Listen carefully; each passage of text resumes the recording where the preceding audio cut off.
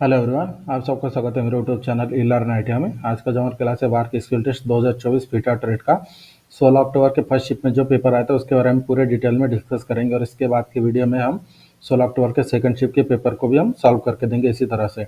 तो जो आपको 16 अक्टूबर के फर्स्ट शिफ्ट में जो पेपर आया था उसके लिए आपको 2.5 घंटे मिले थे। 100 मार्क का पेपर था और जो स्क्रीन पर आपको डायग्राम दिखाई दे रहा है यही पेपर आया था 16 अक्टूबर के फर्स्ट शिफ्ट में। तो यहाँ पर आप देख सकते हैं जो डायग्राम आपको दिखाई दे रहा है जॉब का, और इसका जो फाइनल साइज था 60 मिलीमीटर लंबाई, 5 मिलीमीटर थिकनेस और 40 मिलीमीटर हाइट इसका फाइनल साइज था।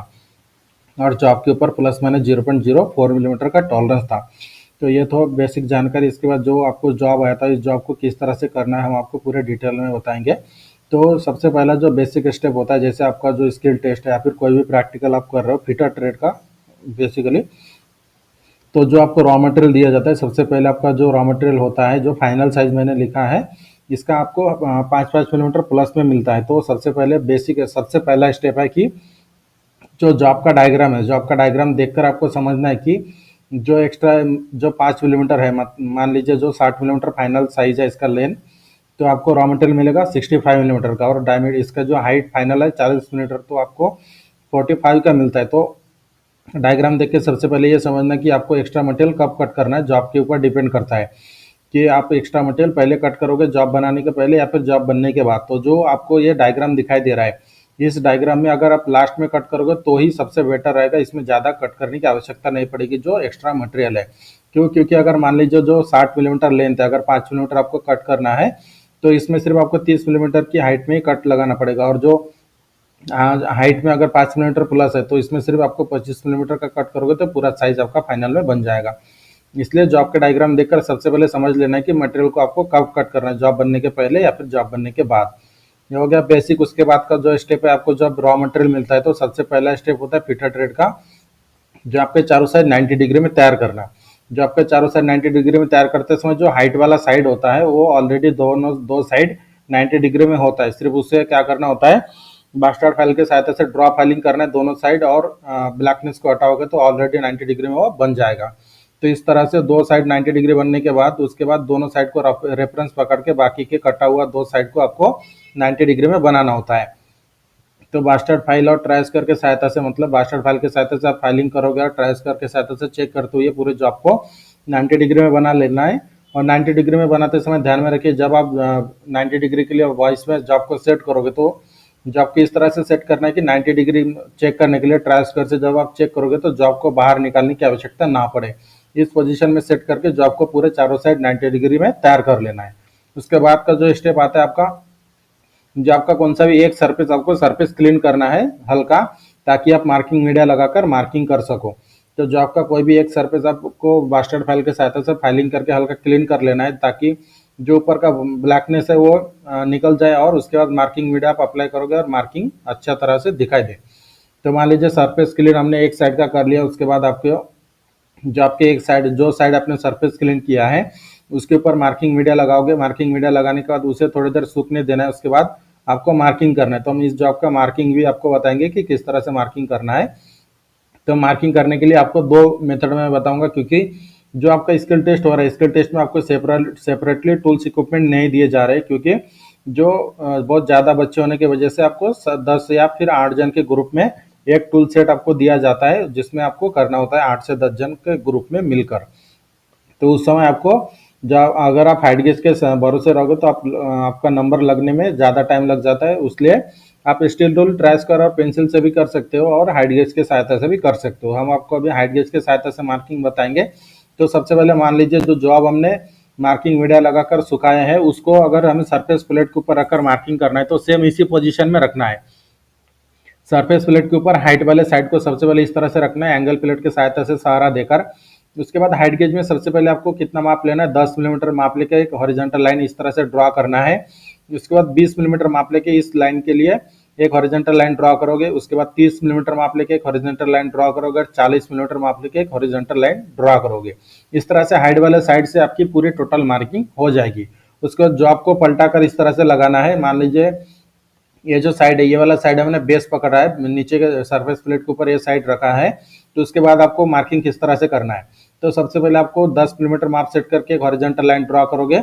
जो आपको घुमाने के बाद हॉरिजॉन्टल लाइन ड्रॉ करोगे, उसके बाद 25 मिलीमीटर का माप लेके एक हॉरिजॉन्टल लाइन ड्रॉ करोगे, उसके बाद 45 मिलीमीटर माप लेके एक हॉरिजॉन्टल लाइन ड्रॉ करोगे और लास्ट में एक 60 मिलीमीटर का माप लेके एक हॉरिजॉन्टल लाइन ड्रॉ करोगे। इस तरह से पूरा आपका हॉरिजॉन्टल और वर्टिकल मार्किंग दोनों तरफ से हो जाता है। इसके बाद का स्टेप थोड़ा इंपॉर्टेंट होता है कि जब आपने हॉरिजॉन्टल लाइन और वर्टिकल लाइन दोनों मार्किंग कर लिया, उसके बाद क्या होता है कि जो आपका डायग्राम आपको सामने रखकर, जैसे यहाँ पर आप डार्क लाइन देख रहे हो, तो इसी जो आपके शेप का आपको जो हमने मार्किंग किया, मार्किंग लाइन को जोड़ना है पेंसिल के सहायता से, जो आपका जॉब का शेप है उसी शेप के अनुसार। तो सबसे पहले जो कॉर्नर टू कॉर्नर 10 बाय 10 का जो आपका मार्किंग है उसे इस तरह से जोड़ देना है कॉर्नर टू कॉर्नर। उसके बाद जो आपका डायग्राम सामने रखकर इस तरह से पूरे पेंसिल के सहायता से पूरा डार्क लाइन ड्रॉ कर लेना है। और डार्क लाइन ड्रॉ करने के बाद एक बार कंफर्म कर लेना है जो आपके डायग्राम के साथ कंपेयर करके कि हमने जो डार्क लाइन ड्रॉ किया जो आपके ऊपर जो लाइन को जोड़कर पेंसिल के सहायता से वो प्रॉपरली एक्यूरेट जुड़ा है या नहीं जो आपके आकार के अनुसार। तो एक बार कंफर्मेशन होने के बाद आपको क्या करना है, जो आपके ऊपर पंचिंग करना है, जो आपका डार्क लाइन है उसके ऊपर आपको पंचिंग करना है डॉट पंच और बॉल पिन हैमर के सहायता से। तो जो आपको एनविल के ऊपर रखकर आपको लाइट पंचिंग करना है, ताकि आपको बाद में अगर कुछ पंच अगर मिटाना पड़े तो ज़्यादा घिसने की आवश्यकता ना पड़े। तो इस तरह से आप पूरे डार्क लाइन के ऊपर पंचिंग कर लोगे। उसके बाद आपका आता है स्टेप एक्सेस मटेरियल को कट करना है। तो एक्सेस मटेरियल को कट करते समय ध्यान देने वाली बात यह है कि हेक्साफ्रेम का सिलेक्शन करके ब्लेड फॉरवर्ड स्ट्रोक में लगाना है। उसके बाद जब आप जो आपने पंचिंग किया है, पंचिंग के आउटलाइन से कट करना है। पंचिंग के मान लीजिए ये जो लाइन है इस लाइन के ऊपर आपने पंचिंग किया, तो पंचिंग के आउटलाइन मतलब बाहर वाली लाइन, इनर लाइन नहीं। इनर लाइन से कट करोगे तो जॉब पूरा खराब हो जाएगा, डायमेंशन में बनेगा नहीं। तो जो आपने पंचिंग किया है, कट होने के बाद भी मटेरियल आपका दिखाई देना चाहिए, मतलब पंचिंग दिखाई देना चाहिए मटेरियल कट होने के बाद।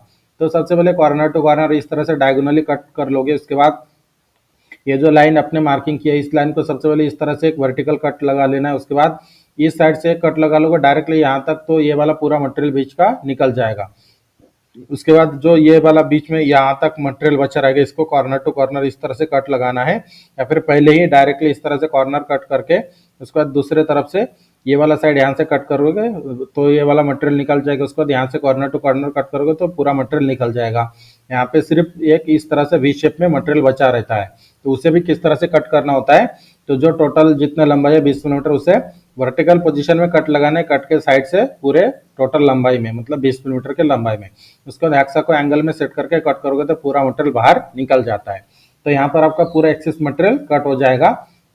और ध्यान में दूसरी बात रखें, जो मैंने पहले भी बताया कि मटेरियल कट होने के बाद भी पंचिंग लाइन आपको दिखाई देना चाहिए। तो मान लीजिए हमने एक्सेस मटेरियल को कट कर लिया, उसके बाद आपका जो स्टेप है, जो आपको प्रॉपरली सेट करके बेंच वाइज के ऊपर आपको बास्टर्ड फाइल के सहायता से फाइलिंग करना है और पंचिंग तक लाना है। पूरे चारों साइड से आपको फाइलिंग करके पंचिंग तक लाना है। ये हो गया बास्टर्ड फाइल का काम। उसके बाद आपका आता है सेकंड कट फाइल के सहायता से आपको जो आपको डायमेंशन में बनाना है, पूरे डायमेंशन में आपको सेकंड कट फाइल के सहायता से ही बनाना है। और डायमेंशन क्यों इंपॉर्टेंट है, क्योंकि आपका जो 100 मार्क है पूरा डायमेंशन के ऊपर ही पूरा दिया जाएगा, इसलिए पूरे ज़्यादा फोकस आप डायमेंशन के ऊपर रखें, क्योंकि जितना सिंपल जॉब है आपका उतना डायमेंशन के ऊपर ज़्यादा फोकस किया जाएगा। इसलिए जॉब को पूरे 0-0 पे बनाने की कोशिश करें। तो मान लीजिए हमने सेकंड कट फाइल के साथ ऐसे फाइलिंग करके जॉब को पूरा डायमेंशन में बना लिया है, और बीच में अगर फाइल ये जो स्लॉट आपको दिखाई दे रहा है इसमें अगर bastard file second cut file नहीं बैठ रहा है तो आप स्क्वायर फाइल के सहायता से या फिर ट्रायंगुलर फाइल के सहायता से फाइलिंग करके यहाँ बीच में फाइलिंग कर सकते हो। तो मान लीजिए हमने पूरे जॉब को डायमेंशन में बना लिया, वर्नियर कैलिपर के सहायता से कंटिन्यू चेक करते जाना है फाइलिंग करके, और कंटिन्यू डायमेंशन को चेक करते जाना है। उसके बाद का जो स्टेप होता है आपका लास्ट स्टेप, स्मूथ फाइल के सहायता से आपको फाइलिंग करके फिनिश करना है पूरे जॉब को। तो जॉब का थिकनेस आपका 6 मिलीमीटर का मिला था, आपको बनाना कितना है 5 मिलीमीटर थिकनेस बनाना है। तो उस समय ध्यान में रखें, सबसे पहले दोनों सरफेस को आपको मास्टर फाइल के सहायता से फाइलिंग करके सबसे पहले ज़्यादा का मटेरियल निकाल देना है। उसके बाद स्मूथ फाइल के सहायता से पूरा फाइनल फिनिशिंग करके जॉब का थिकनेस आपको 5 मिलीमीटर बना लेना है और पूरे डायमेंशन को भी फाइनल कर लेना है। और लास्ट में एक बार वर्नियर कैलिपर से भी आपको पूरा जॉब का डायमेंशन को चेक कर लेना है।